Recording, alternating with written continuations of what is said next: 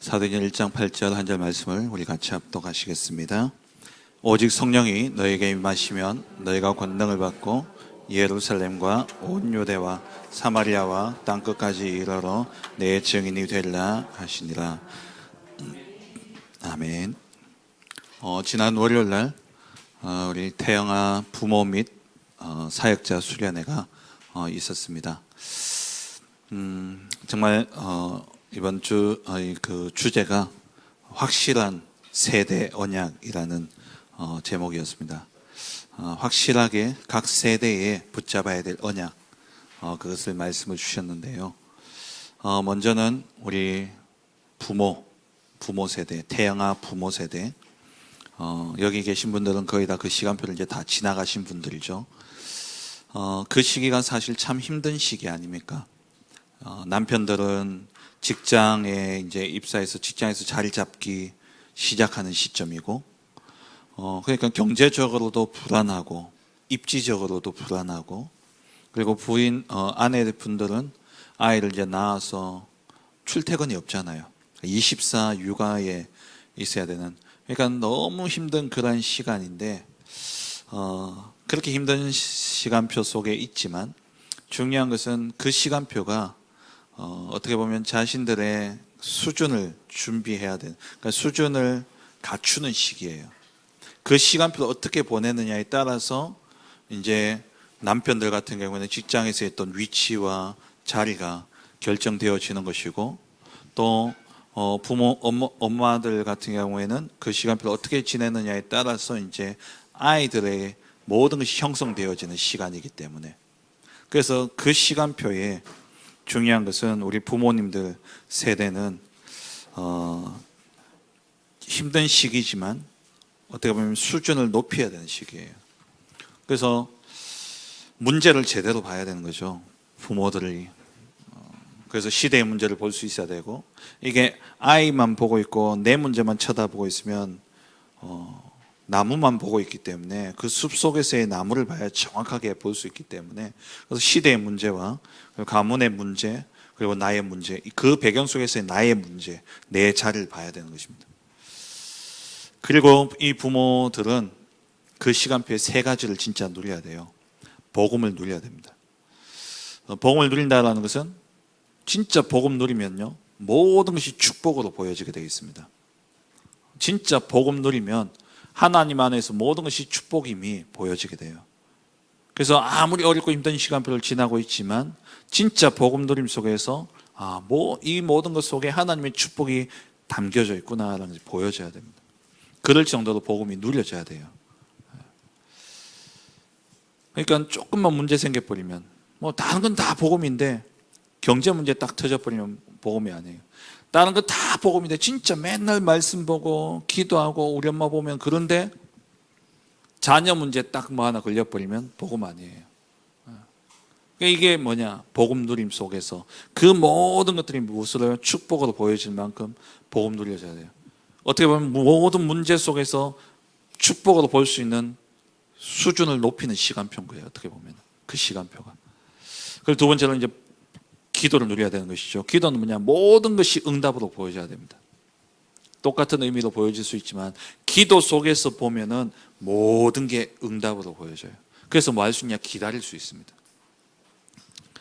세 번째로는요, 모든 것을 전도로 볼 수 있어야 돼요. 성령 인도, 성령의 역사, 성령의 열매 속에 진짜 삶 캠프의 응답으로 모든 것이 전도의 눈으로 보여질 수 있는 그 트레이닝이 되어져야 되는 시간표가 뭐냐, 태영아 부모 시간표라는 겁니다. 이렇게 되어지게 될 때 이것이 자녀에게 그대로 전달되게 되어 있는 겁니다.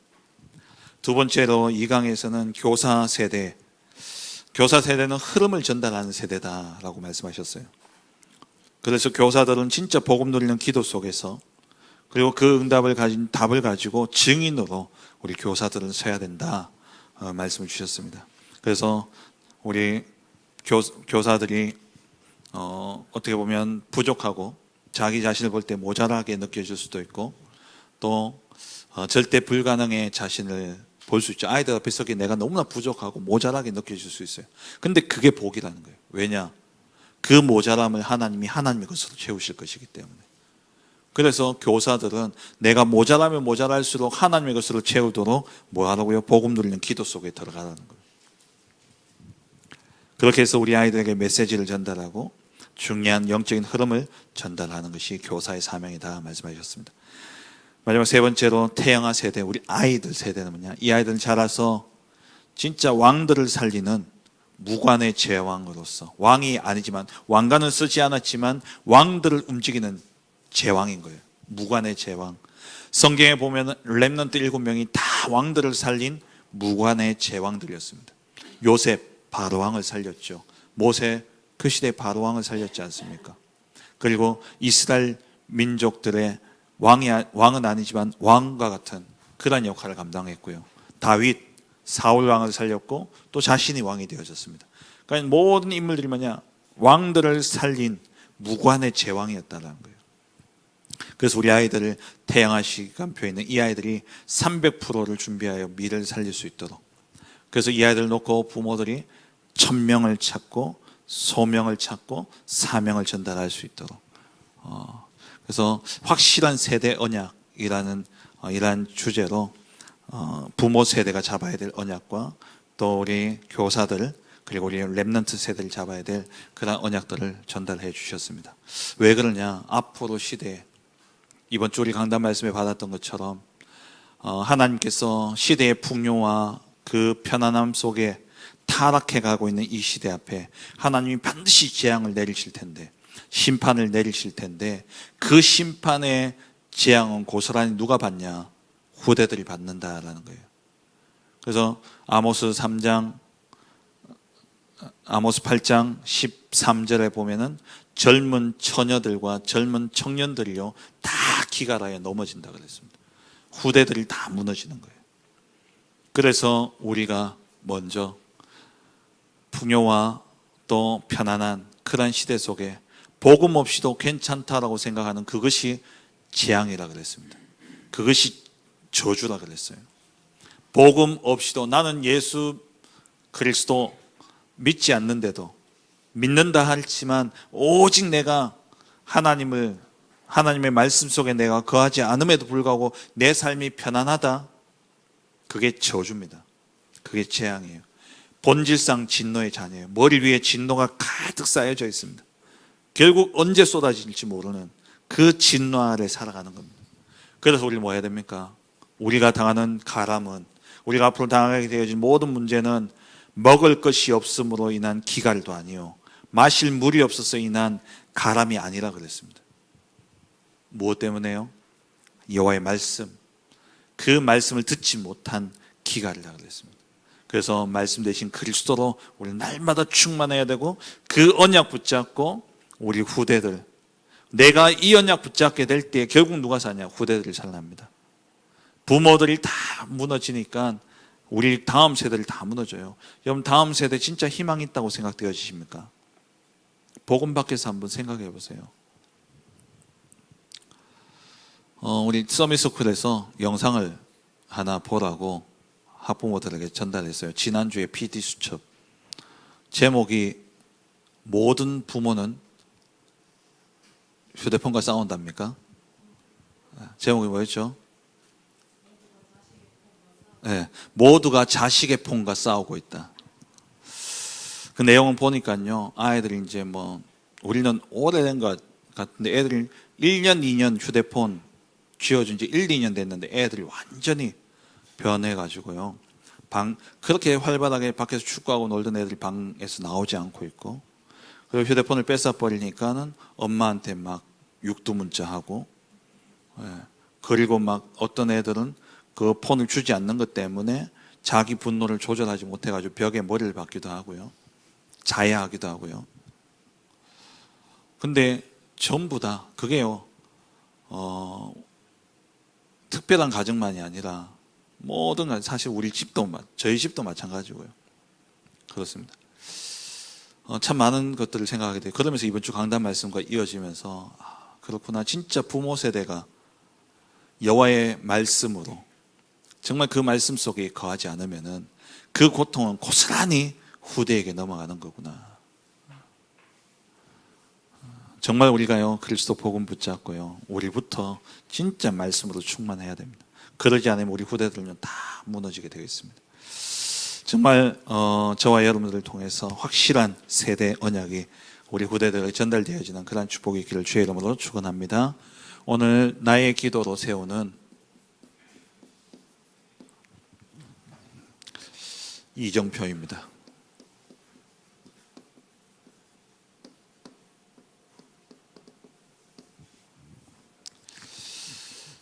3주에 걸쳐서 지금 이제 망대, 여정, 이정표 기도 속에서 망대, 여정, 이정표를 지금 살펴보고 있는데요.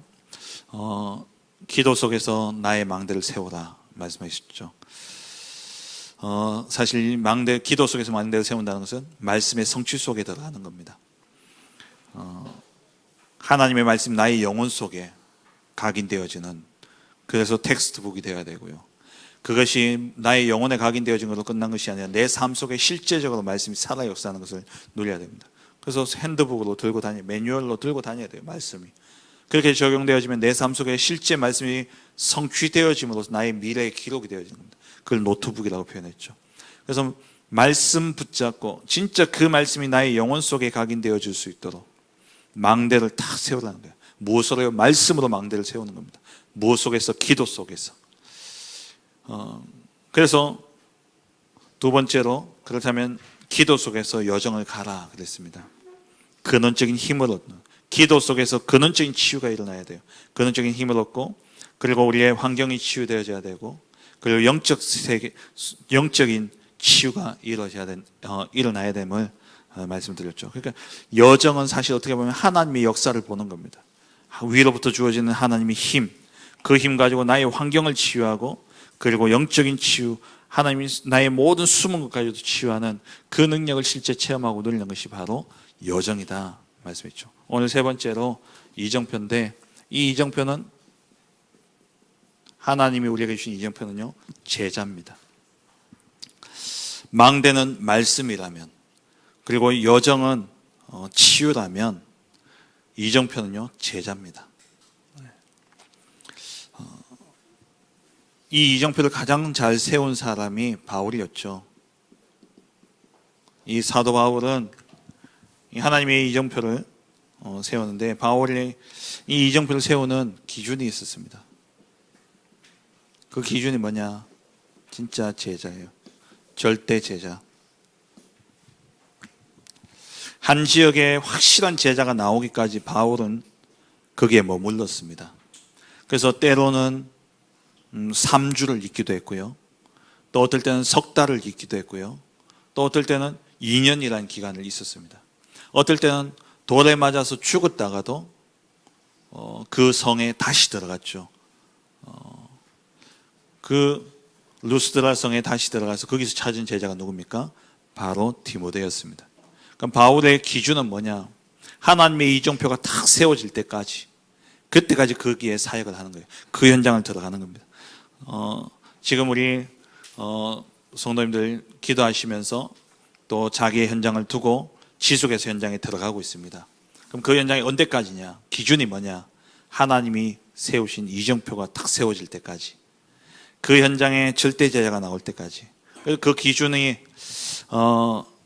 현장에 가서 사역해 보면 한 10명 정도 제자를 만나다 보면 유목사님 표현으로는 한 명의 제자가 나온다는 거예요. 그 한 명은 어떠냐니까 말씀을 주면 그 말씀대로 움직이는 그런 제자가 나옵니다.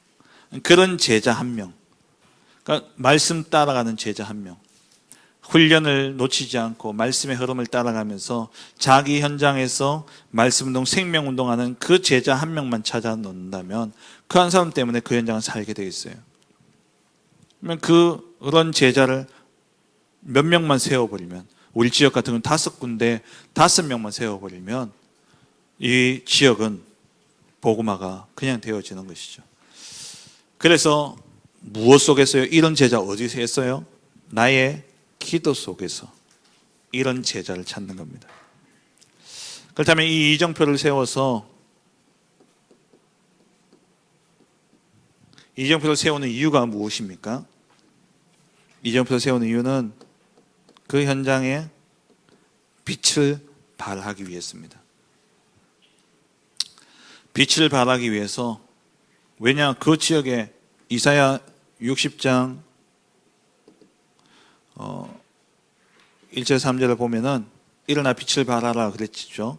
그러면서 그 뒤에 뭐라고 되어 있습니까? 어둠이 온 땅을 덮었고 캄캄함이 만민을 가리웠다 그랬어요.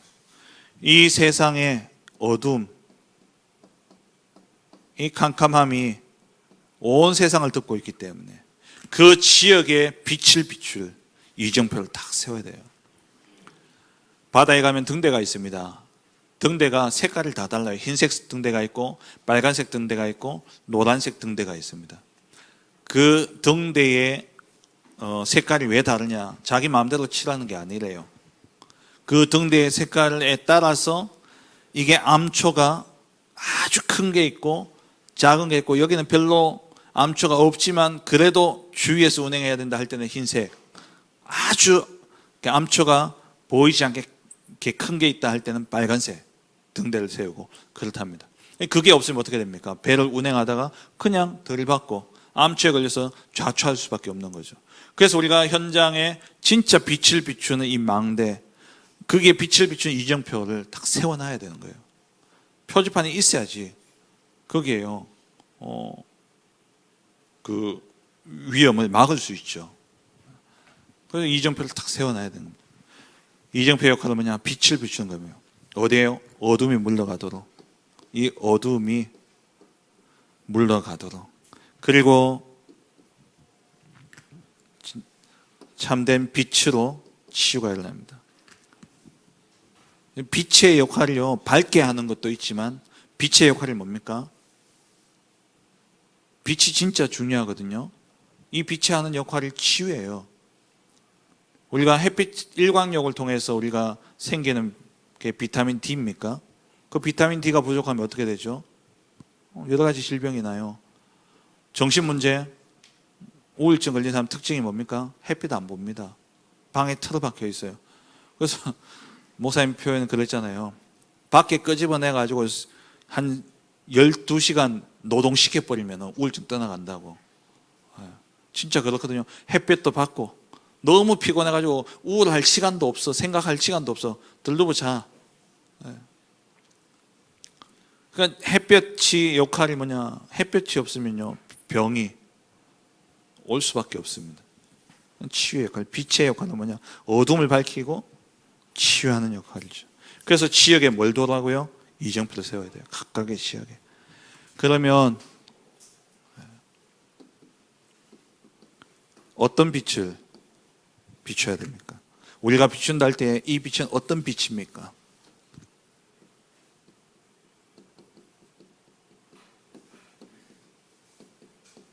창세기 1장 2절에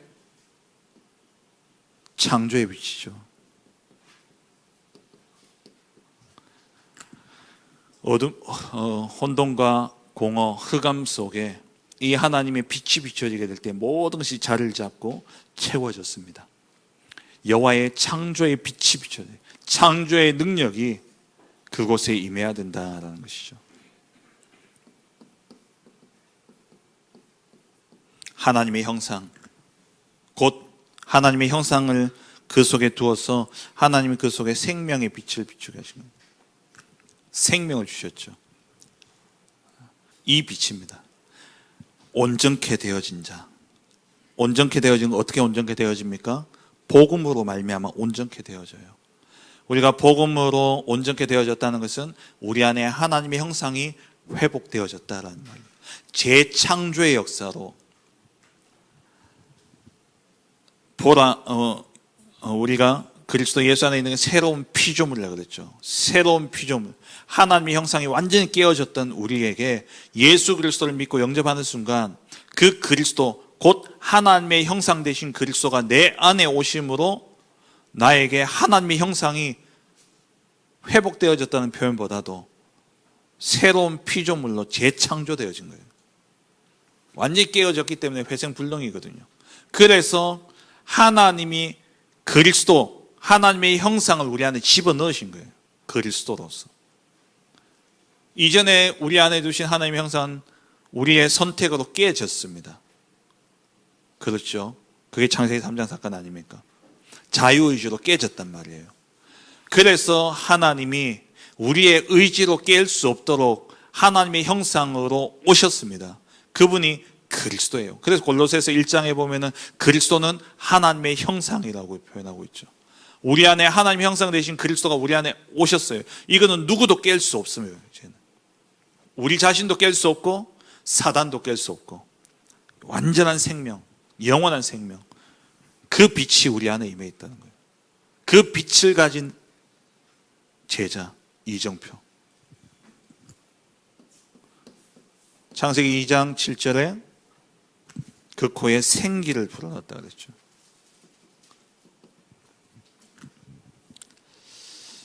그냥 기운 이런 뜻인데 신약으로 넘어와서 보면 그게 뭡니까? 성령 아닙니까? 그래서 예수님이 요한복음 20장 22절에 제자들 그 부활하시고 난 다음에 마가다락방에 숨어있던 제자들 찾아오셔서 평강이 있을지어다. 그 말은 뭐냐? 샬롬이에요. 인사예요, 인사. 샬롬 이렇게 하죠. 예수님 만나자마자 제자는 샬롬 하시고는 제일 먼저 하신 말씀이 뭡니까? 숨을 내쉬면서 가라사대 성령 받아라. 숨을 내쉬면서 가라사대. 이것과 똑같은 표현이 뭐냐면 창세기 2장 7절에 흙으로 빚으시고 그 코에 생기를 불어넣어서 생명이 된지라. 그 회복되어진 하나님의 형상이 회복되어진 하나님의 생기가 들어간 그 제자, 그 사람을 통해서 뭐냐? 현장에 빛이 비춰지는 거예요. 그리고 아까 이야기했듯이 이사야 60장 1절 2절 여호와의 영광의 빛이 그 위에 임하였던 제자. 그리고 에스겔서 37장 1절에서 11절에 마른 뼈다귀, 절대 불가능의 마른 뼈다귀에게 말씀을 대언하니까 살이, 뼈가 먼저 스스로 엉겨 붙고 그리고 그 위에 살이 덮이고 힘줄이 생기고 피부가 덮이고 그게 끝나지 않았죠. 그리고는 생기를 향하여 대언하라 말씀하셨을 때 생기를 향해 대언할 때에 그 생기가 불어 들어가서 여호와의 큰 군대가 되었다 그랬습니다. 저와 여러분들이 또 우리가 현장에서 찾아야 될 기준, 현장에서 진짜 찾아야 될 이 이정표 제자, 곧 뭡니까? 하나님의 군대. 흑암 캄캄함이 온 땅을 덮은 이 세상을 살릴 여호와의 군대를 세우는 거예요. 에스겔서 47장 1절에서 23절에 강단에서 나온 이 샘물이 흘러 들어가는 곳마다 살아났습니다.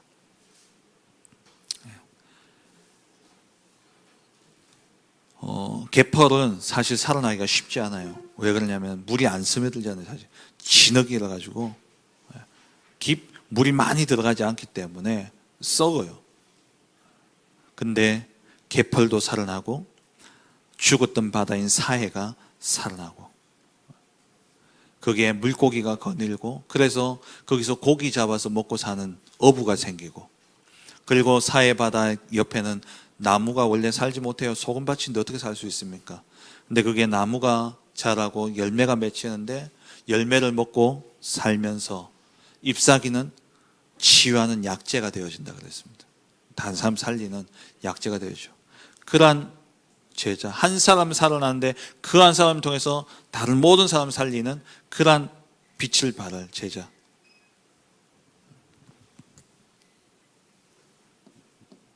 요한복음 1장 11절에 각 사람 위에 비치는 빛이 있었다 그랬죠.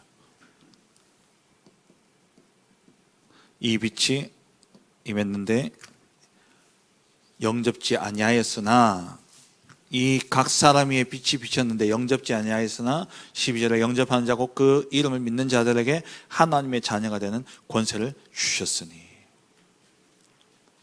빛이 임해도 어둠은 이 빛을 받아들이지 않았다는 거예요. 근데 이 빛을 받아들이는 자는 하나님의 자녀가 되는 권세를 얻게 되어졌고 14절에 육신이 되어 우리 가운데 거하셨다라고 되어 있습니다. 그 빛이 육신이 되어 우리 가운데 거하셨는데 아버지의 독생자의 영광이었다 말씀하고 있죠.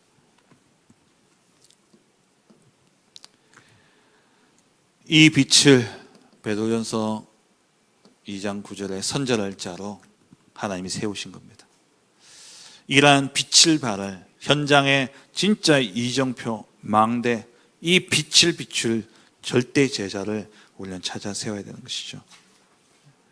그러면 누구에게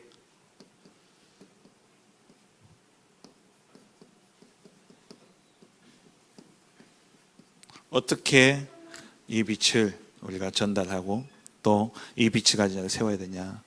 먼저는 제자들이죠. 교회 안에 너희는 가서 모든 민족을 제자를 삼아 아버지와 아들과 성령의 이름으로 세례를 베풀고 내가 너에게 분부한 모든 것을 가르쳐 지키게 하라 그랬죠. 시작이 뭡니까? 너희는이에요.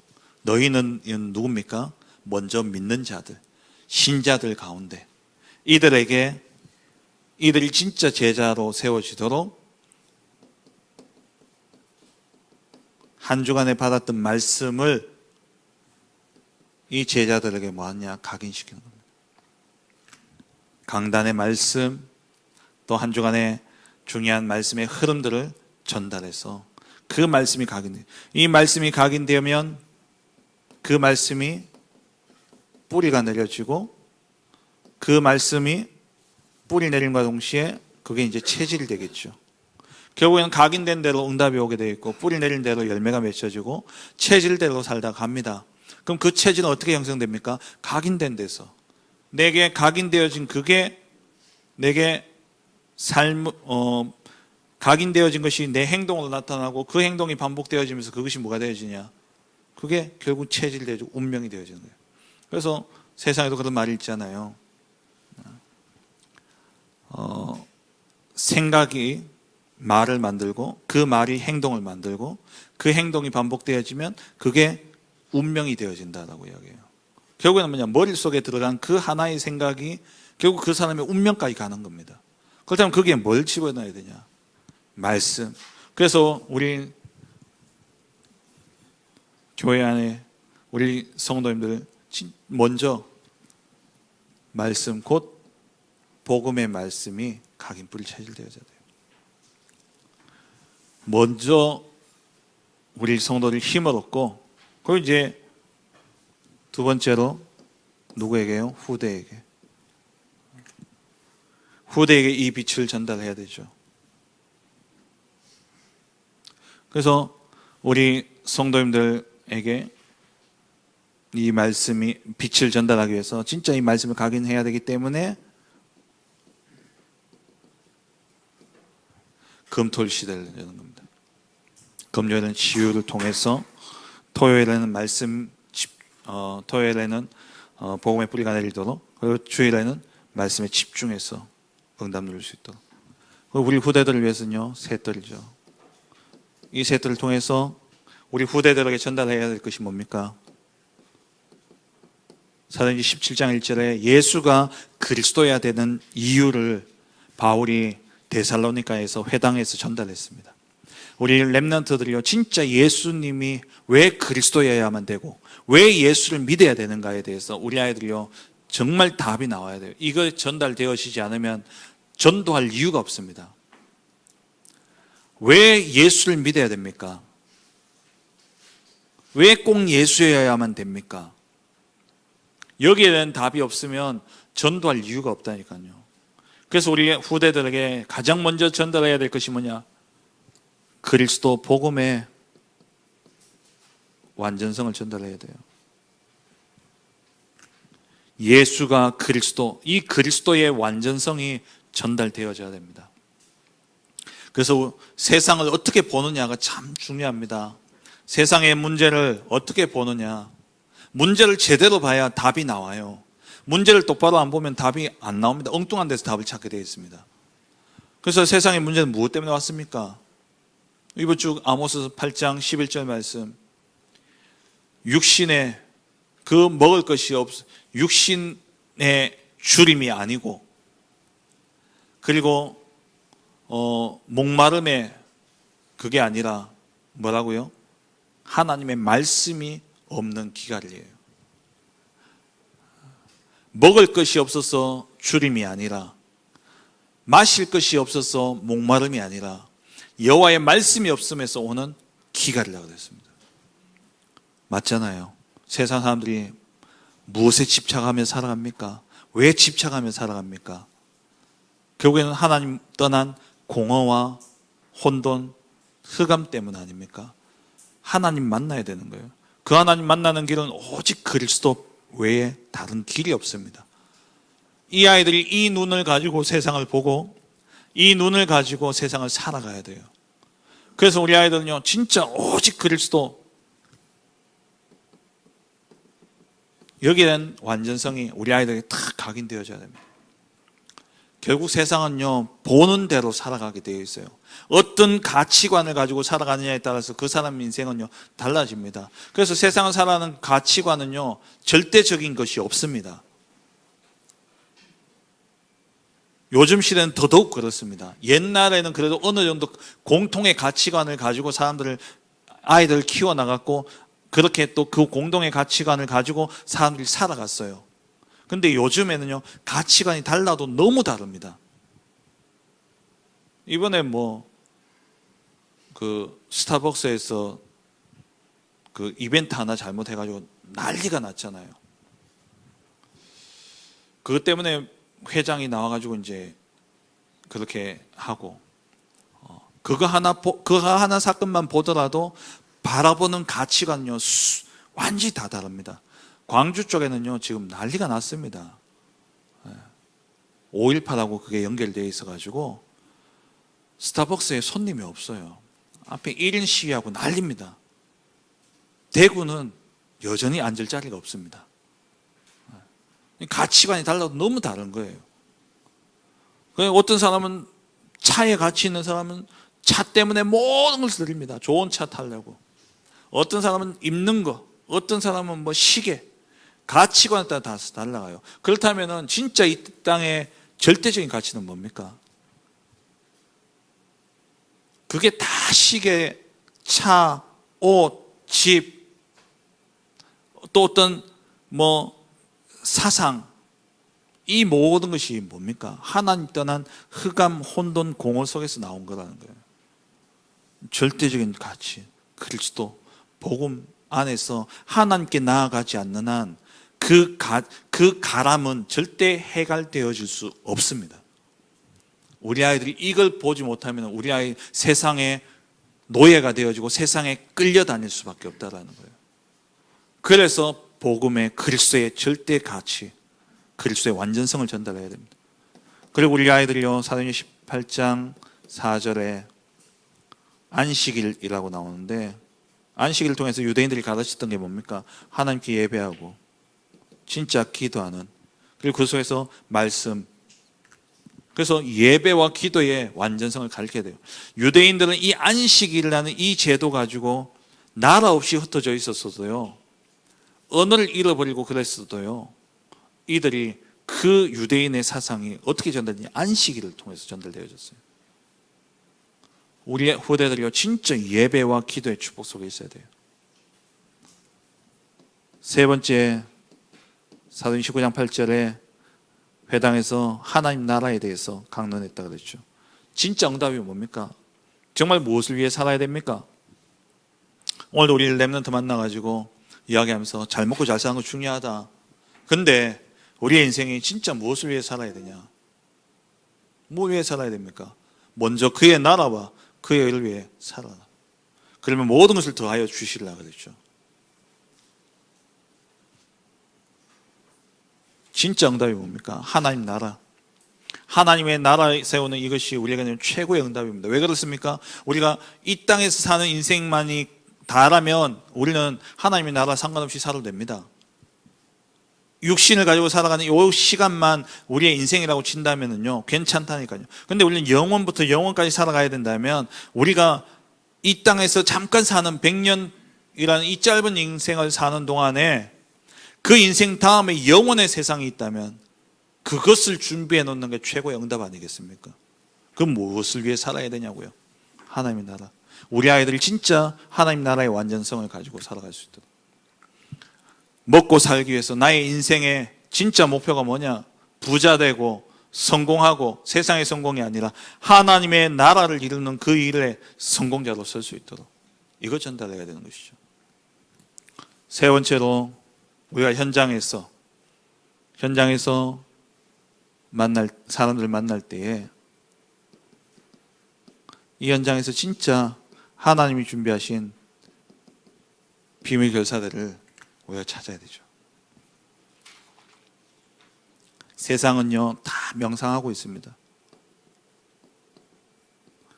진짜 세상의 명상 속에서 엘리트들이, 그래서 모든 엘리트들 뭐 한다고요? 명상에 빠져 있다 그래요.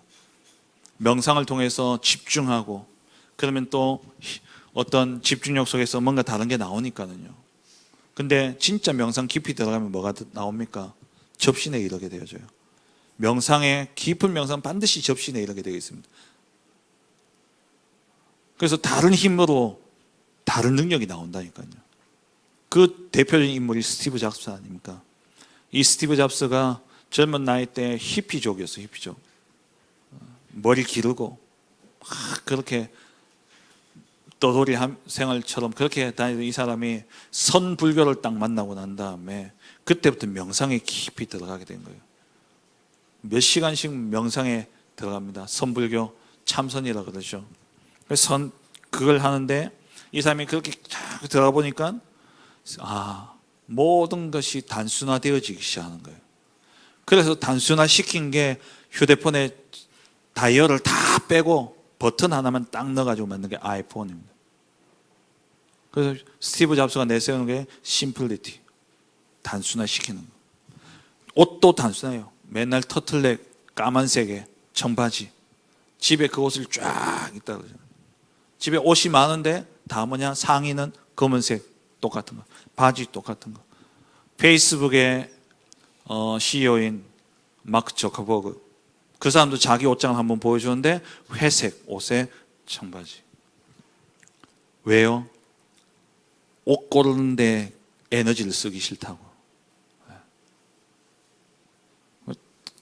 깊이 들어가서 전부 뭐냐? 명상. 그 명상하면서 단순화시켜요. 근데 그 힘이 어디서 나오느냐? 세상은 명상한다니까요. 명상의 키가 뭡니까? 나 중심입니다. 나를 뭐 하는 겁니까? 비우는 거예요. 비우니까 그 속에 뭐가 옵니까? 다른 게 들어오죠. 접신이 되어줄 수밖에. 그 힘으로 음악을 만들고, 그 힘으로 예술 작품을 만들고, 그 힘으로 작품을 만들어 내놓으니까 이 작품들이, 이러한 문명의 이기들이 가져다주는 이로움도 있지만 그보다 더 큰 영적 문제를 가져다 주는 겁니다. 그게 지금 스마트폰 시대. 대부분 사회학자들이 이 시대에 이런 심각한 무기력과 정신 문제, 이러한 청소년 문제들의 급정의 시작을 언제로 보느냐? 이 아이폰 나왔던 2011년도였습니까? 그때 보급된 그때로부터.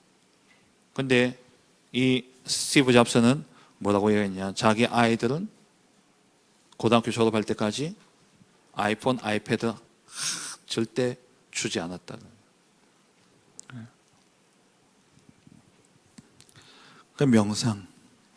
이러한 세상 속에 우리가요, 진짜 뭘 전달해야 되냐? 묵상. 묵상은 뭡니까? 하나님 중심으로, 하나님 말씀으로 채우는 것이 묵상이죠. 이 묵상 운동을 통해서 시대를 치유하면서, 그 치유하면서 거기에서 뭘 찾냐? 서밋을 세우는 거예요. 현장에 하나님이 준비해 놓으신 7가지 포인트의 만남이 있습니다. 남은 자. 진짜 복음 때문에 남은 자가 있다는 거예요. 하나님이 남은 자를 준비해, 시대마다 하나님은요, 남은 자를 준비하셨습니다. 그리고 복음 외에 다른 것이 필요 없는 사람들이 있어요. 순례자죠. 복음 외에 다른 것이 필요 없습니다. 그리고 정말 이 복음 가지고 그 지역의 흑암을 막는 정복자. 그리고 흩어진 자인 줄 알았는데 파송되어진 자.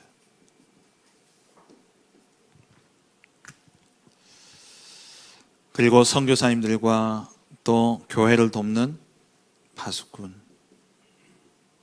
정말 복음을 위해서요 생명까지 내놓는 이러한 파수꾼들이 현장에 있다라는 것. 이러한 이정표를 세워야 된다라는 거죠. 그리고 정탐꾼. 정탐꾼은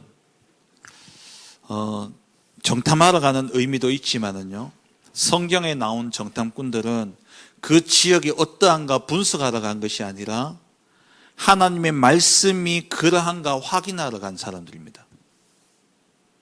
이 정탐꾼이에요. 우리가 말하는 정탐꾼은 달라요. 응답을 미리 보고 간 사람입니다. 하나님이 예비하신 자들이 있다는 거죠. 그리고 모든 사람들이 나올 수 있는 대로를 닦는 길을 들을 자들이 준비되어져 있습니다. 이런 이정표를 어디에서요? 나의 기도 속에서 이런 이정표를 세우는 거예요. 24 정말 내 현장을 두고 24 기도 속에서 일을 하고, 기도 속에서 사람을 만나고, 기도 속에서 문제를 만나고, 기도 속에서 대화를 하고, 기도 속에서 말을 하고. 정말 여러분 기도 속에서 사람을 만나면요, 그 사람에 대해서 뭐라 할 게 사실 잘 없습니다.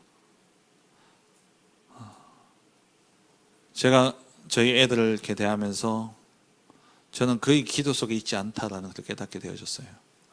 기도 속에 있지 않으니까 모든 게 문제로 보여지고 그냥 짜증부터 나는 거죠.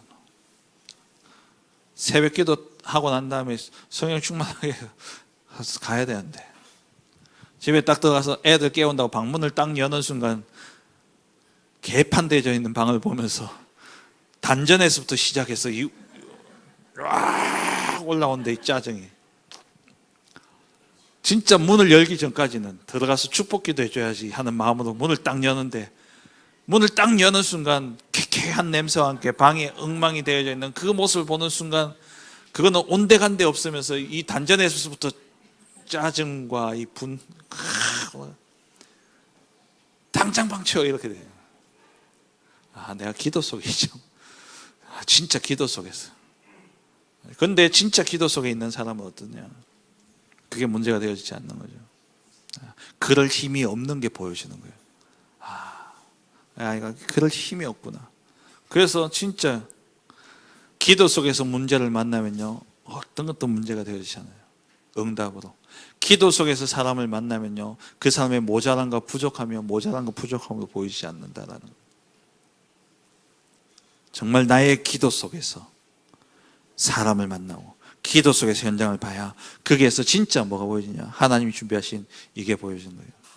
근데 우리는 완성된 이거를 하나님이 우리에게 붙이실 거라 생각하잖아요. 현장에 딱 가면 하나님 예배해 놓으셨대요. 가면 완성되어진 절대 제자, 완성되어진 절대 이 이정표가 딱 있어서 만나자마자, 이야 진짜 이런 사람, 우리는 만나자마자 바울 같은 사람. 근데 바울도 사실은 아나니아의 눈에 아니었잖아요. 박해자였습니다. 베드로, 우리는 완성되어진 베드로를, 사도행전 2장 이후에 베드로를 만나기를 원하고 사도행전 9장 15절 이후에 바울을 만나기를 원하지만, 우리가 진짜 현장에서 만나는 이정표와 제자는 어떻습니까? 아니라는 거예요. 우리 기준으로 보면 아니라는 거예요. 그래서 무엇 속에서요? 나의 기도 속에서 찾아야 되는 겁니다. 나의 기도 속에서. 그래서 진짜 기도 속에서 만나면 이러한 제자, 이러한 이정, 진짜 하나님 준비해 놓으신 이 이정표는요 어떠냐? 이런 사람 딱 만나면 이유 없습니다. 복음 외에는 다른 이유가 없습니다. 그리고 진짜 24 기도 속에서 만나면요, 아무것도 문제 없습니다. 문제될 거 없어요. 어떤 것도 문제되지 않습니다. 그 사람의 모자람, 그 사람이 가지지 못한 것, 그 사람이 좀 이상하다, 아무 문제될 것 없습니다. 진짜 기도 속에서 우리가 보면요. 그리고 정말 하나님 준비하신 제자는요, 계산 없습니다. 믿음으로 가는 거죠. 하나님께서 분명히 제자 삼으라 말씀하셨습니다. 모든 민족으로 제자 삼아라. 그 말은 하나님이 모든 민족 속에 제자를 숨겨 두셨다는 거예요. 근데 그 제자는 완성된 게 아닙니다. 복음이 들어갈 때에 반드시 치유 서밋의 과정이 나오게 되어 있어요. 그래서 우리는요, 24 기도 속에서, 현장에서 내게 주어진 일을 기도 속에서 하고, 기도 속에서 오늘을 살리고, 기도 속에서 오늘을 축복으로 바꾸게 될 때에, 그게 그 속에서 하나님이 그 만남을 통해 완성되어질 제자들을 만나게 하시는 겁니다. 우리의 기준은 뭐냐? 현장에 일하는 제자가 반드시 있다라는 것. 그 제자 나올 때까지 내 현장에서 지속하는 겁니다. 이 응답 누리시길 주의 이름으로 축원합니다. 하나님 감사합니다. 하나님이 예배하신 절대 제자, 반드시 하나님이 예배하신 줄 믿사오니 이 제자를 만나는 것은 우리가 성령 인도 속에 성령의 역사와 함께 성령의 열매로 맺혀진다 말씀하셨사오니, 성령의 인도 받기 위하여 24 기도 속에 성령 인도 따라 우리가 만났을 때에 그 사람은 여전히 흑암 속에 있고, 여전히 그 사람은 치유의 대상이지만 성령의 역사가 일어나게 될 때에 치유가 되어지면서 그 사람이 곧 성령의 열매로 남겨질 한 지역을 책임질 이정표로 세워질 줄 믿습니다. 24 기도 속에서 성령 인도 따라 성령의 역사와 함께 한 사람을 치유하고, 그 치유된 제자를 성령의 열매로 이정표로 세우고 한 지역을 살릴 그러한 제자를 세우는 우리 모든 성도님들 되어줄 수 있도록 축복하여 주옵소서. 예수 그리스도의 이름으로 기도합니다. 아멘.